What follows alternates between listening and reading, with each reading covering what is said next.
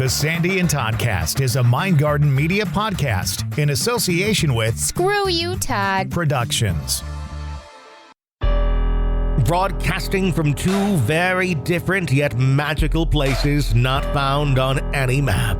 Get ready to discuss the strange, weird, ghostly, crazy, spooky, and odd things that take place around us each and every day. All while having a little bit of fun. This is the Sandy and Toddcast. And we're back. It's the Sandy and Toddcast. She is Sandy.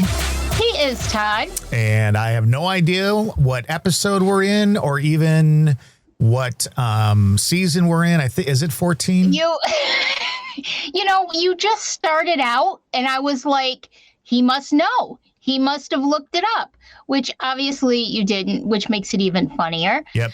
So we are season 15. It looks like episode 3 because we've, obviously taken our time throughout the summer in the midst of a lot of craziness to not do as many episodes. So we are on episode 3. Sounds good. Yeah. So hi, everybody. I hope everybody had or is having, I guess it's not quite over yet, a really nice summer. How was yours? My summer has been good, interesting. I switched jobs several weeks ago, so I am now a full-time podcaster.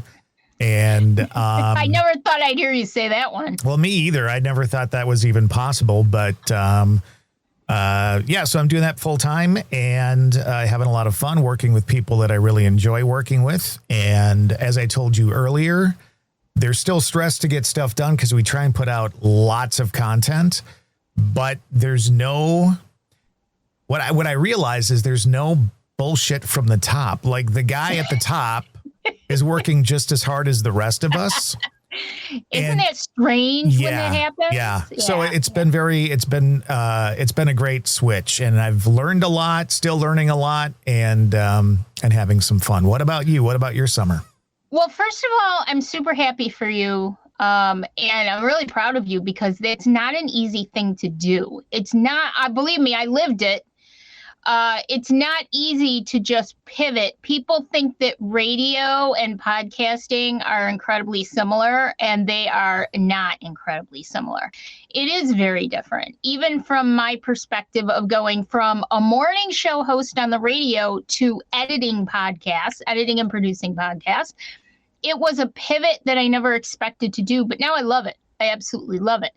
And I'm good at it. And so I'm really proud of you for taking that chance and pivoting. And I think that as time goes on, you're going to love it and love it even more. Now, do you want to just mention who you're doing this, like what the whole thing is? Sure. Because I think it's a really great set of podcasts. And I think I listen, I watch, so I think it would be great for other people to know about it. On the ghost side, we do something called Real Ghost Stories Online, and we do a live episode every Monday night from 8 to 10. You can find that on YouTube. You can also find it. I think there's a Facebook page for it and whatever.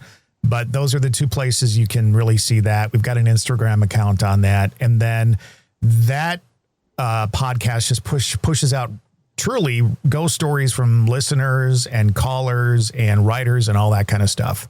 And so for 2 hours, so cool. Yeah, for 2 hours on a Monday night, we'll play some phone calls. We'll talk about some stuff, and we fuck around a lot too. So that's Mondays from 8 till 10 p.m. Central Time.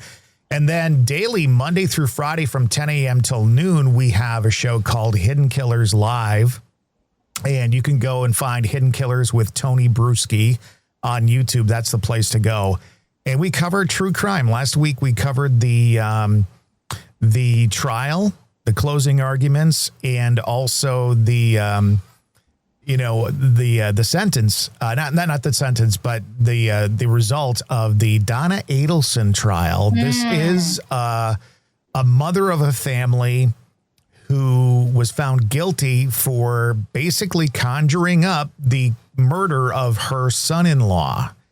And right now her son's in jail already for it. The killers are in jail for it. She was just found guilty of first-degree murder.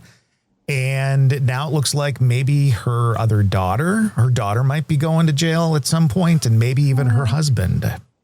You know, a couple of things about that, Todd. Number one, I am a true crime person. Always have been, always will be. And I remember we used to have our friend Lisa Hale on the show occasionally, and she is huge on serial killers and killers in general and true crime and all of that stuff. And it just is so intriguing. And so I watched a few episodes of Hidden Killers with Tony and everything. And it's so good. Like, it really is good. And I like hearing different perspectives. I'm a YouTuber, as far as I am on YouTube a lot, watching true crime and, you know, police cams and all kinds of stuff like that. And I have to say, I highly recommend this. It's really, really good. So lots of cool things going on for you, and I'm really happy for you. Well, I have to tell you this. So this is, again, a grandmother who very narcissistic, felt like nobody was ever going to, you know, figure this whole thing out. And so they had to pay the killers. And so her son gave her the money, right? And not necessarily the brightest woman, because it sounds like, according to what came out in the trial, she wanted to launder the money, but she really didn't understand what that meant. So the killers got money that was damp and moldy because she literally washed it like in a washing machine or something. So, yeah. And there were wiretaps that she had no idea about, and all sorts of interesting stuff in this. Here's the thing I found out, and I've never really been a true crime person till I started doing this job, and now I'm like really into it. Hooked. But one of the things that I found out was everything you do, every phone call, every time you drive with your phone, every time you search something, all of that information can be found. So if you think that you're going to try and pull off some sort of crime, just know that they will catch you. You will get caught. You will get caught. We've all seen the stories of people getting caught.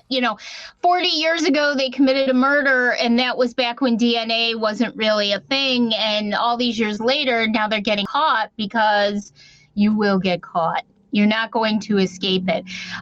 Dr. G on YouTube, okay? There's a few different channels that do this, but I kind of watch Dr. G occasionally. He is one of those, I can't think of the term right now, but he'll watch videos, and he's like a body language expert. Yeah. And so just yesterday, it's funny you brought that up, because just yesterday I was watching his video on her body language during the sentencing. And it makes so much more sense when you have an expert like explaining to you the way that somebody acts. And she was so performative and so fake, so obviously fake. Every once in a while, she'd look at the camera like the camera's watching me. Okay, here's where I start, shaking. Not one tear ever came out. No. Looking over at the jury, and that if somebody from the jury was watching her, she'd get even more demonstrative. It's just ridiculous. And I also think too that I always have wondered, and I know we joked about this with Lisa before too, I've always wondered what made me so into true crime and watching court shows. And I think part of it is just that because I am empathic, like so strongly empathic, I think part of it is just kind of trying to understand the psychology of the whys and the hows that people are doing things. It's fascinating to me. It's not just the stories, it's like the people behind the stories that I'm just so enamored with. Yeah. And like the Brian Kohlberger case, that one is just, I dove very deeply into that one because it's such a psychological case.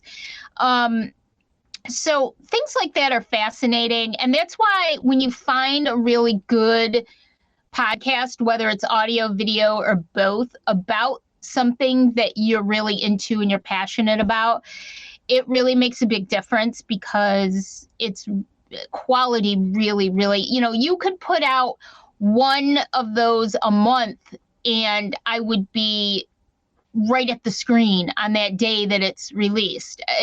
Quality over quantity, even better if it's every week. But yeah, so just so glad to see that you're doing that kind of stuff, because it's so interesting, and I can definitely tell that there's a difference for you in the stress levels and the enjoyment factor. So it's really great. I'm really happy for you. Really happy for you. Well, good. I'm glad to hear that. Yay! So anyway, so my summer we did some traveling, as everybody knows, this summer, once I got through all the health scares that were going on, and doing very well now, thank goodness. Lost some weight, lost about a little over 20 pounds right now. And since 2020, I've lost probably about 50 pounds. Since 2020. So I'm I look different now, and did a little bit of traveling. We did Gettysburg in June, and then in July we went to Owego and stayed in the haunted hotel. I put some videos up on in our Facebook group, Stay Weirdos, and had some weird things happening to me this summer, Todd. I want to tell the story. I want to tell the story about getting locked in my studio, because I thought people would get a kick out of this. Now, do I know for certain that this is the situation? I don't, but I think it's very funny. I had, for the past few years now, it all really started when the first couple of years I had my studio, there was nothing really to speak of going on. And then I found out that my really close friend Tremaine had passed away in a car accident. And I started collecting some crystals, and it's sort of like the perfect storm started happening. And I noticed like weird things would be going on. Things would fall over after he passed. And even what happened before I knew he had passed, because he passed in April and I didn't find out about it until July. Because he didn't live near me. We didn't see each other on a regular basis. And it wasn't unusual for him to not text for a while, because where he lived, there wasn't very good service. And so it was hard for him. And so I found out, but even before I found out, things were happening in my studio, and I didn't really think anything of it. But progressively over the last few years, it's gotten stronger. And then my mom passed away last year, and I noticed more things happening. And you and I have talked about it in the past anyways, that the crystals themselves contain energy. And it seems to me that my studio never felt anything negative ever in my studio. But and I'm very protected in there, but my studio itself seems to be a beacon for spirits who maybe are confused, maybe are wandering, maybe need a safe space to be. And so it's just kind of a magical place. I don't know how else to describe it. Right. Things happen left and right. So I've had things like for some reason, this little Scooby-Doo figurine seems to be the center of attention many times. I'm wondering if it's Trey, because that's about the time that it started getting knocked over. One time I came in the evening and it was gone completely. And I thought that maybe it had been launched off of the cabinet it was on, like it had been several times in the past. Looked everywhere for it. 5 times I came in and looked for it. The next day, there it is on the floor in the same place that I checked 5 times before to see if it was at, and it wasn't. There it is. So obviously somebody's playing games and jokes on me. So I talk to my mom, and I talk to Trey, and I talk to the spirits on a regular basis. It's just become sort of a thing for me. It's like talking to your dog or talking to your wife or husband. And I say goodnight to them every night. And a few weeks ago, before I left for the night, before I went to bed, I said goodnight. And I said, guys, just give me something that's going to wow me. Right. And I came in the next morning. I didn't really get anything. So I was like, okay, whatever. Well, a few hours later, I'm doing some work in my studio at my computer, doing some work. And I go to get up and I can't open my door. I'm literally stuck in my studio. I cannot open my door. Now we have on the outside, we live in an older house, and the door doesn't close tightly. And we have cats that insist on being in the studio with me, and I don't want my cats in the studio with me. So we put a hook and eye over the front of it and outside of it.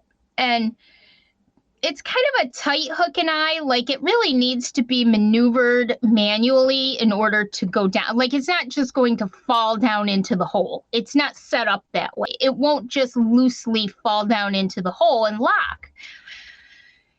And so I'm like, what the heck is going on? Right, Todd? And I look, and sure enough, the hook is down into the eye of the latch, and I'm now locked in my studio. Now, I'm thinking to myself, well, I have my little mini fridge, I have my computer, I have my phone. It's not like I'm going to, waste away to nothing and nobody's ever going to find me. And you've got a window in case you have to take a piss. You could just right out the window. Exactly, right? So I'm like, it's good. Don't panic. I'll call Dave. He'll come home from work and he'll let me out. But I maneuvered it myself. And it didn't really dawn on me until after the fact that what if that was the thing that was going to wow me? What if they locked me in? And now you and I messaged you right away and I told you the story. And we literally were like Googling with AI, like, what are the chances that the hook could fall down into the eye? And it's like infinitesimally small, the chances. Even AI was like, it ain't really going to happen. It's not going to happen. And I went out and I was doing it myself and sending you videos and pictures and we're figuring out. I have to think that maybe that was the thing that was going to wow me. So now I'm getting locked in my studio. It's not enough that Scooby-Doo is being teleported somewhere and then teleported back or made to disappear, which it ironically happened to us at an investigation a few years ago when we were in an old tavern and jars were being thrown against the wall. And at some point, the spirit had literally, this is the strength, had literally picked something up, made it invisible, made it reappear, and then threw it hard against the doorway in the basement. It's like I'm reliving this, right? So not only has Scooby disappeared and reappeared, but now I'm getting locked in my studio. So I said, okay, I learned my lesson. Well, exactly. I mean, you asked for it and you got it. I know, but who would, people are going to think I'm insane and this isn't true, but it happened. Too late. We already do. I know. So, but now I'm just laughing about it. It's not anything. I never felt like scared. I mean, literally, I could have just pulled the door as hard as possible and probably damaged the door, but I could have gotten out. I wasn't stuck somewhere. Right. So maybe that was like I actually ended up taking a pair of my scissors and like jamming up on the hook so that it came up. I had to really put a lot of pressure on it to jam it to go up and out of the hole, but I did get out. I mean, it wasn't a dangerous situation or anything, but yeah, so there's that. And some weird things go on here, but nothing negative. And it's always like, now let's see what the next thing's going to be. What are they going to come up with next? And was it my mother? Probably not. Was it Trey? I don't know. Was it? Why wouldn't it have been your mom? I don't know. I can see her doing that to you. for some reason, I always lean towards these kinds of things not being her. I haven't really gotten too much where I would say, I wonder if Mom did that. I did do the spirit box session a few times, asking to speak to Mom, and I did get some answers. I had our secret word when she was in the hospital in the emergency room, and it was our final moments, and I told her what our word was going to be, and I did get that. I don't doubt for a moment that she's around. I just don't know that she would do that. A lot of weird stuff has happened, but it was happening before she passed, which lends me to think that, it might have been Trey, or it could have been any other spirit coming. I always tell them they're welcome as long as they bring no negativity, no negative energy with them, that it's a safe space for them. So, well, I don't know. I between have you all and I, kinds of weird things. between you and I hope it was your mom, because I do too. I think your mom had a playful side to her as well. And I think it'd be very funny if she was the one who locked you in that room. I think that'd be very funny. I sure do too. And speaking of my mom, I sent you the picture the other day. Okay, everybody remembers when we even joke about it to this day, that I had family who was in the mob in Utica. And one of those was the infamous Turk Zogby.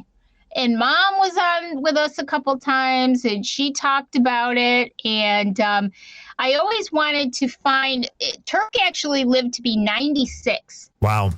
He just passed away about a year ago. And there's a cemetery right down the street from where my father lived, who incidentally lives 2 houses from where one of the mob leaders in Utica at the time lived. His son lives in the house now, which always surprised me, because you'd think they'd live in like a little posher place than the house. But, I guess for the time it was a pretty posh place. But then again, why wouldn't you just try to downplay? I think they had big houses in Miami. So, why wouldn't you want to downplay it in the city that you do most of your business in? But Dave and I went on a mission the other night, and I hate when you go on Find a Grave and they don't tell you where in the cemetery it is. Yeah. Because then you've got to try and hopefully there's a picture. Then you've got to try and compare it to everything. So it took us a few times around the cemetery to kind of figure it out. Should have got me involved. Remember, I found what's his name's Ed Geins that. Oh my God, you did too. You were looking at the tree or something. I was looking at the foliage and stuff like that, and I found the 2 trees that were behind it, and I'm like, it's right over here. Yes, and we found it like that, which ironically is not that far from one of his victims, where she's. That's right, Mrs. Worden. So we finally found it, and I sent you that picture. And now I didn't bring any equipment with me because it was a last minute thing. But now we're going to go over and we're going to see if we can contact Turk, because I think that would be very interesting. You need to. So the other thing you did this summer, you got a new vehicle. You need to have some extra, a K2 and whatever. You've got to have that loaded in your car at all times. You are correct, because you are 100% correct, because a lot of times it'll just come to me that I need to do something, and then I won't have the equipment with me because I didn't know at the time that it was going to come to me. I get these urges to do certain things and try to communicate. Also, the name of your car. I don't know if you've named it, but I've named it already, because you got a Kia Soul. So yes. I'm calling it the Soul Catcher. So it's kind of like the Ghost Hunter. You're like the Soul Hunter. Oh, I like that. Which is funny, because I actually have I'm kind of spooking it up in there. I've got crystal clips for the vents, and I've got my Stay Spooky and everything. So the Soul Catcher, I like that. and it's black with a little sparkle to it. So yes, so that's a great idea. So that's what it's going to be called from now on. But you're right, that's a good idea, because I never know when. I mean, it's easier for me with my horrible memory to just have something in the car. Yep. Because sometimes we'll be out and I'll say, Dave, let's go to this cemetery we see. And then I don't have any equipment, And yes, people say, well, if you're a psychic medium, why can't you just do it that way? Some people do. Some people did. Now, Christina Bloom and I finally, after 2 years, I think it was 2 years now, got to meet up. She was coming through the Utica area this past week. Wonderful, wonderful psychic medium. Great friend of mine. I love her dearly. We finally got to get together and meet up after a couple of years. And we were talking. She doesn't use equipment when she does investigations. I like to, because I like to be able to confirm the things that I feel. And some people may say, well, aren't you confident in your abilities? Yes, I am. But I'm still learning. I'm still learning how to embrace it. It's a journey. It's not, it's a marathon. It's not a race. And a lot of times it helps me to it leads me in the direction that I want to go. So in other words, if I'm picking, so for example, we were talking about this before we recorded. I graduated in 1989 from high school, and there was a gentleman named Roger who I went to school with. And my mother had told me I thought it was only a couple of years later. But apparently it was 1994, so it was 5 years later, that my mother had mentioned to me that Roger had passed away in a motorcycle accident. And at the time, it just didn't register with me. And all of a sudden, this is so strange. All of a sudden, about a week or so ago, it popped back into my head for no reason that I could tell. And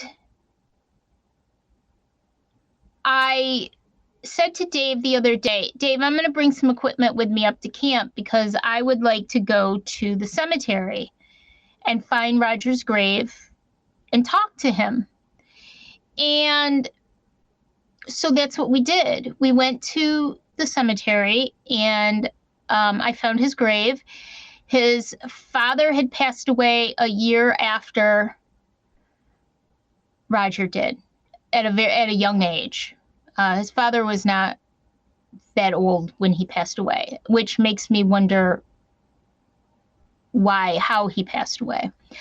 Not anything nefarious or anything like that, just how it happened, like why it happened. And his mom's still alive. And I remember his parents from when I was in high school. And so we went, and I did take the equipment. Now, I felt there are sections of the cemetery, it's not huge, but there are sections of the cemetery that are very, very old.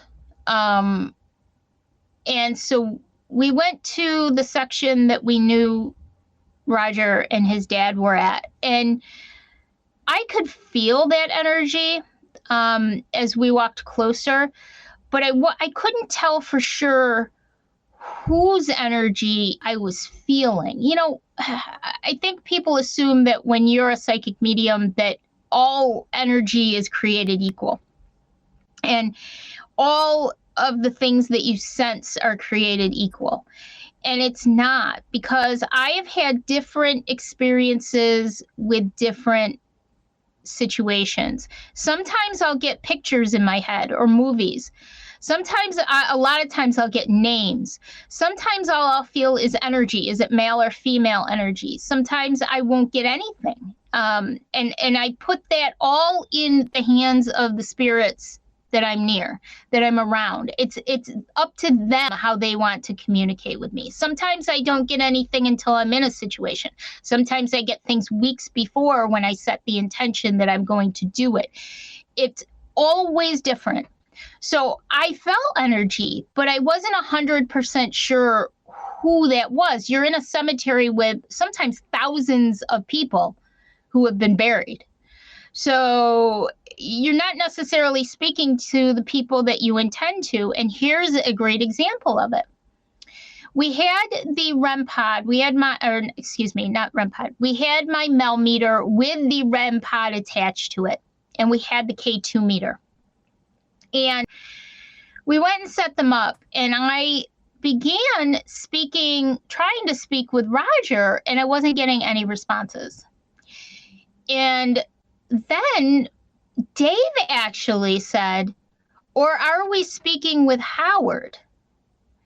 And it started going crazy. And I'm not talking just a little green blip on the left side of the REM pod. And unfortunately, we weren't paying as much attention to the K2 at that point because the REM pod on the Mel meter was so crazy.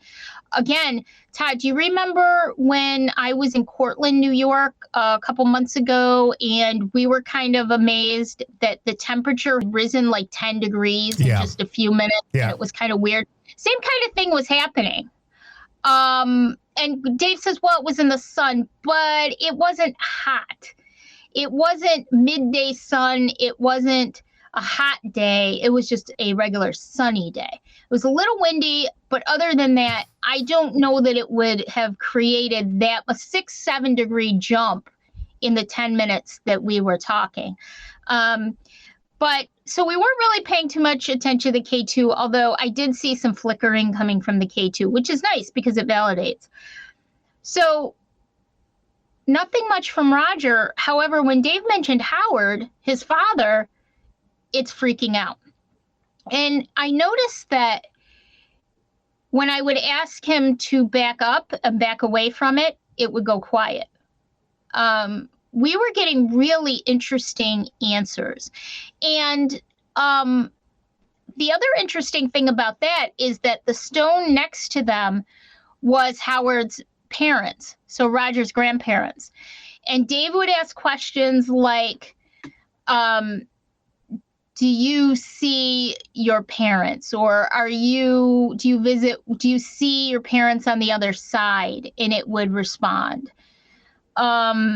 Or he would respond. Do you go to visit Nancy? Response. Do you get many visitors? No response. Do you want more visitors? Response. So very intelligent types of things. So it was a really interesting encounter, and it kind of, I was telling you beforehand, it kind of renews your, not belief so much, just your faith in the afterlife at times when you get something like that. Even the situation I told you about where the spirit had thrown things against the wall. You can go, and we go to a whole bunch of different cemeteries, and we're just there to tell the stories. And you can get nothing. If they don't want to talk to you, they won't talk to you.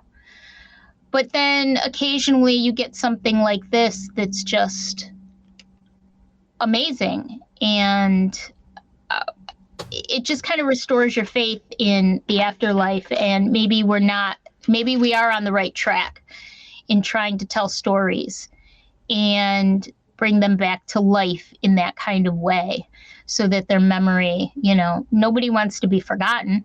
Right. We've said that many times. Nobody wants to be forgotten. So it's times like those where, you can bring them back to life in that kind of way, and their memory will live on, So. Yeah. But that was the experience just a few days ago. I may, I might add, it's 10 minutes long, but I may edit the video a little bit, just cut it down a little bit and post it in our group. Yeah, that'd be fun. I think you should do that. Yeah. So I may do that. So, yeah, I don't know how we got onto that topic, like what I was trying to answer, but I said, how's your summer been?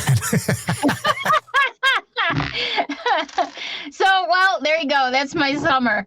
So, yeah, I don't know. Today I'm going to a Mediterranean festival because I'm part Mediterranean, and I'm going to eat some baklava and some, other stuff that's Mediterranean. So that's my day. Before we wrap, several weeks ago, you and I were going to do a podcast, and I was having some equipment issues, and it was messing with my voice. Remember that? Yeah. It was making it really high pitched. Yes. Well, I found out that it wasn't a problem, that the equipment I had actually was made to do that. So I had apparently pressed the wrong button, and then this happened. So it was because I pressed the button that this happened. But I can also do this. There's all sorts of things that you can do with this thing, which is really cool. That's cool. Now I'm a robot. I like that. Is it? Hold on. What's this one? So there's a button like if you swear, I can you out. Oh my God. Yeah. What is that? What piece of equipment is that? That's the Roadcaster. I don't know if the one that you'll have will have all that on there, but yeah. Oh, let's hope it's there. Yeah, because I want to hear you as Satan. That'll be good for a Halloween episode. We could have some fun with that. Yeah. We could have some fun with that. Sure, that'd be a lot of fun. Oh my God, I really like that. And you're just pressing a button? Female robot, female, male robot. Oh my God. And you're just pressing a button? Satan. Yeah. It's got all the little hotkeys, great. You can go stuff like that. And maybe we can bring bejesus back. Well, that's what I was thinking. I have to create a bejesus button. Does anybody remember bejesus? That was one of remembers bejesus. That was back in season 1. All those years ago. It's been like 4 years we've been doing this thing. Yeah. Might be time to just wrap things up and say fuck it, Yeah, well, you never know what's going to happen here at the Sandy and Toddcast. So, all right. Well, it was fun getting to record again. Who knows when we'll do it again? Hopefully soon. Yeah. Hopefully soon. I know we've got a couple of other things we want to talk about. Conjuring is out. I might actually go see that today, so we can talk about that. Yes, let's talk about that. I'm sure there's plenty of stuff. I know that we've been talking a lot about the whole Ed and Lorraine Warren thing, but I'm sure there'll be some new news on that too, a little clarification, and we'll see. Well, I mean, it's clarification. Here's the thing. You see my face. I think that we know what the hell's going on. Everybody's got their own story to tell, and it's different for everybody, and I understand that. Mm-hmm. Also saw a fight that's going on between who's the guy that left Ghost Adventures and did his own thing? Oh, Nick Groff. Nick Groff. His wife is in a huge fight with what's her name from Kindred Spirits, Amy Bruni. Yep. Yes. And here's what's funny about that. So I went into looking at this and reading about it, going, oh yeah, Zach, what's his name again? Baggins? No, the Braff. What's his name? Oh, you just said it. Yeah, Zach Braff. No, not Zach. Zach, Matt Rife. No. I'm talking about his. The guy I asked you that was on Ghost Adventures. What's his name again? Oh, Nick Groff. Nick Groff. That's what it is. Yeah, me all confused. Yep. So Nick Groff. So I'm sitting here going, yeah, his wife is probably just a biatch, whatever. But so many people have said what I originally said about Amy Bruni, which is that she's really not a nice human being. Because remember, I met her and Adam, right? Is that his name? Yep. Now, the last time I saw Adam, he was great to me and did a little something special for you for your birthday. Yes, that was so cool. But literally, seriously, when I met them at the Stanley in Colorado, she was not nice. She was very standoffish and very bitchy. Yeah. So I was kind of like, maybe my first impression of her was absolutely correct. You know what? I kind of get that from her. Yeah. I have always kind of gotten that from her. Now, that doesn't take away from their show, because their show was one of my favorite shows. Yep. In the ghost show era. Doesn't take away anything from the show, but I kind of got that feeling off of her. Yep. And it's not really an outspoken. It doesn't come across as just being outspoken and opinionated. It comes across as just not being a really nice person. Also saw that Chip Coffey is not doing well. He's had some health issues, but he did do a post on social media a couple of weeks ago, basically saying, listen, you keep asking us when the show's coming back from hiatus. None of these shows are coming back. They are not bringing these shows back. There's not enough money to be made with these shows.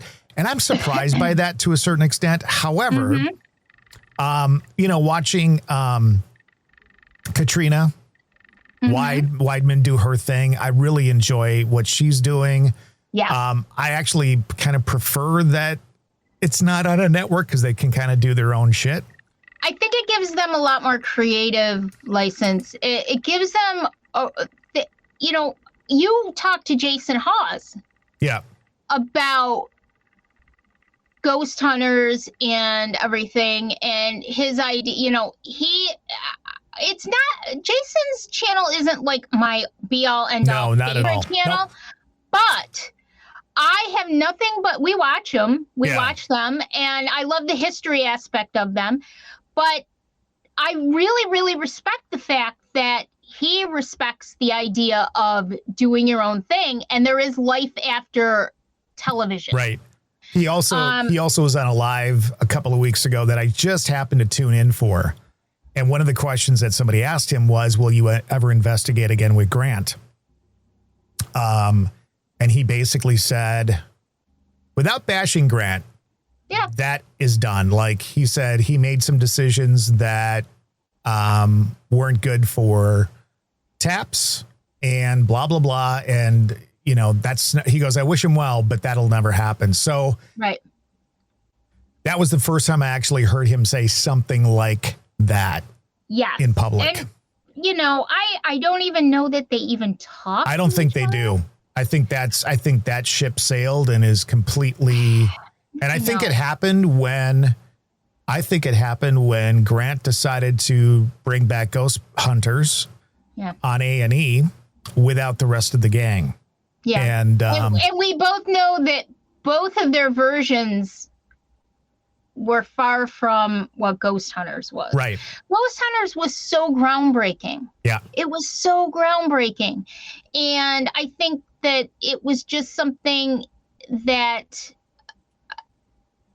really there will never be another one. Right. You can't bring back the glory, because it's not there anymore. It was there then, and now it's not.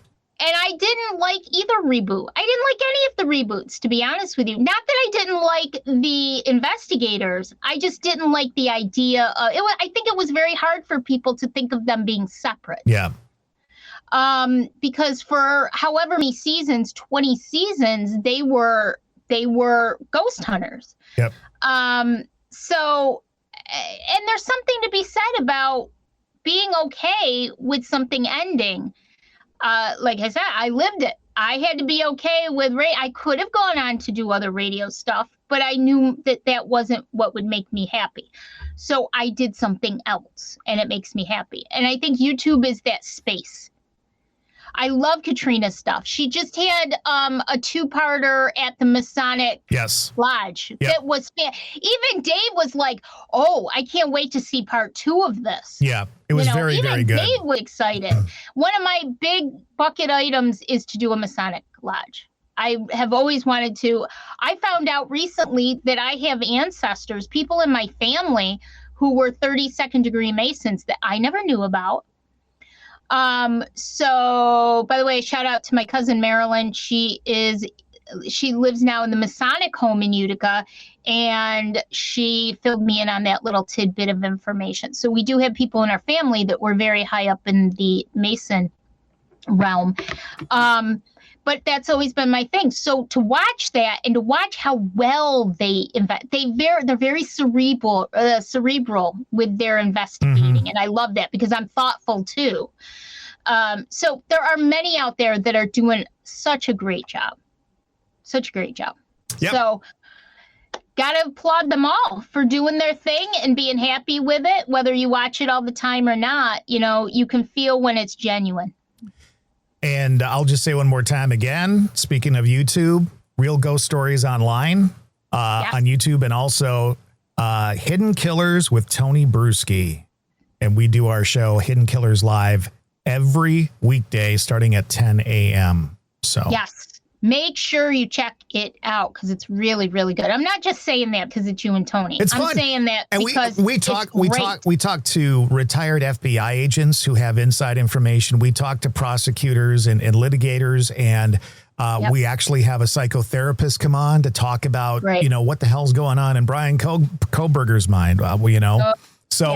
It's not like we just go on and shoot the shit, although there's some of that too. But yeah.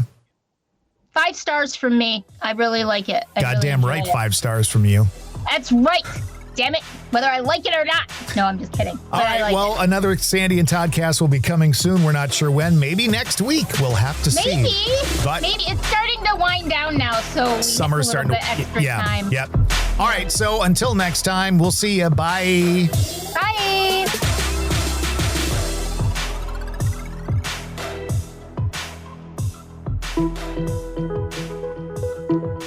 We make podcasting easy. Mindgarden Media can get you going on your very own podcast. With many years in the broadcast and audio industry, Mindgarden Media can edit, fully produce, and provide all the web distribution services. We're podcasters too, so we'll guide you every step of the way to a professional sounding podcast production. For information, email the Mindgarden Media at gmail.com, the Mindgarden Media at gmail.com, or check us out on Facebook.